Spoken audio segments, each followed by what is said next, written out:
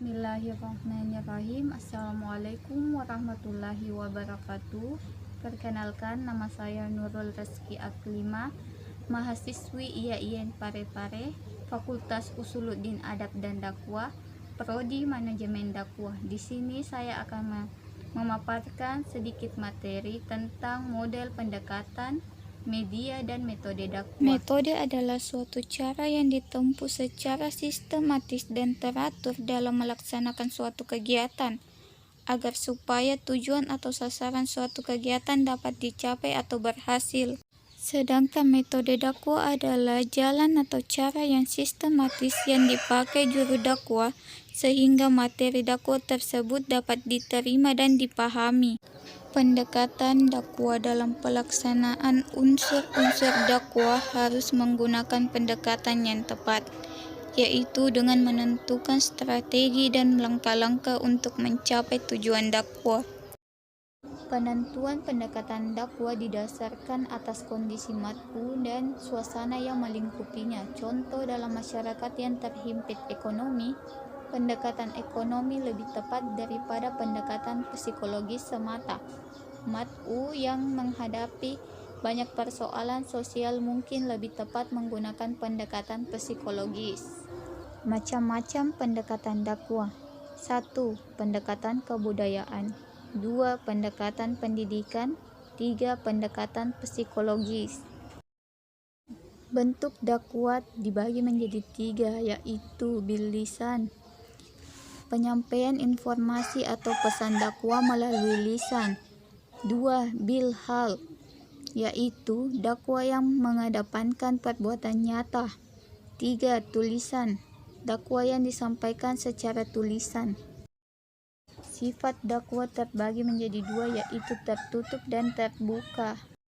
Tertutup ialah dakwah yang dilakukan secara diam-diam dan yang disampaikan kepada orang terdekat seperti keluarga, kerabat, dan beberapa orang-orang pilihan dari kalangan sahabat.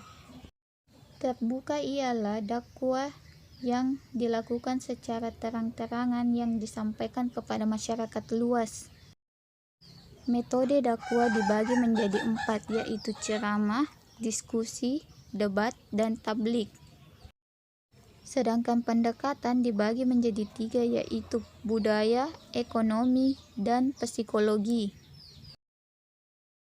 Karakteristik tablik yaitu mat'u heterogen atau materi bersifat umum. 2. Ceramah, mat'u homogen atau materi terprogram. Pada Quran Surah An-Nahl ayat 125 menjelaskan prinsip-prinsip metode dakwah, yaitu hikmah, muizah hasanah, dan mujadalah. Kemudian dari prinsip metode tersebut dapat diaplikasikan ke berbagai macam metode lainnya yang lebih spesifik. Metode ceramah yang memiliki prinsip atau nilai hikmah dapat diterapkan kepada mat'u yang tingkat pemahaman keagamaan yang sudah memadai. Metode ceramah yang menggunakan nilai mauidhah hasanah dapat diterapkan kepada berbagai kalangan mat'u. Metode diskusi harus memiliki nilai-nilai hikmah.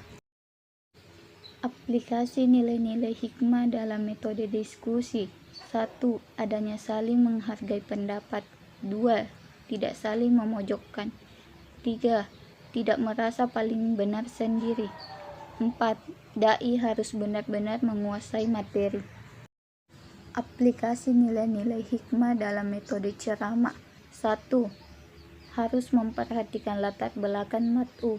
2. Menggunakan bahasa yang mudah dipahami. 3. Materi harus sesuai dengan kebutuhan mat'u. Jadi kesimpulannya adalah metode dakwah merupakan salah satu unsur dakwah yang memiliki peran penting dan strategis untuk keberhasilan dakwah. Metode dakwah senantiasa mengalami perkembangan sesuai dengan perkembangan situasi dan kondisi zamannya. Namun demikian, secara esensial, Al-Quran telah memberikan landasan yang baku berkenaan dengan prinsip-prinsip yang harus dibangun dalam berbagai ragam metode dakwah. Prinsip ini diantaranya termuat dalam surah An-Nahl ayat 125, yaitu Al-Hikmah, Al-Muizah Al-Hasanah, dan Al-Mujadalah Al-Hasan. Kemudian ditraktualkan dan diperkuat dengan prinsip-prinsip dakwah yang dilakukan oleh Rasulullah Muhammad SAW. Adapun macam-macam metode dakwah yang digunakan dalam berdakwah, yaitu 1. Bil lisan, yaitu metode dakwah yang dalam aktivitas dakwahnya menggunakan lisan, seperti tabligh akbar, ceramah, khutbah. 2. Bil hal, yaitu metode dakwah dengan perbuatan atau amal nyata. 3. Tulisan, yaitu metode dakwah melalui tulisan seperti blog, situs di internet, atau jurnal. Nah, itulah tadi materi yang sempat saya sampaikan. Lebih dan kurangnya mohon dimaafkan. Wabillahi taufik wal hidayah. Wassalamualaikum warahmatullahi wabarakatuh.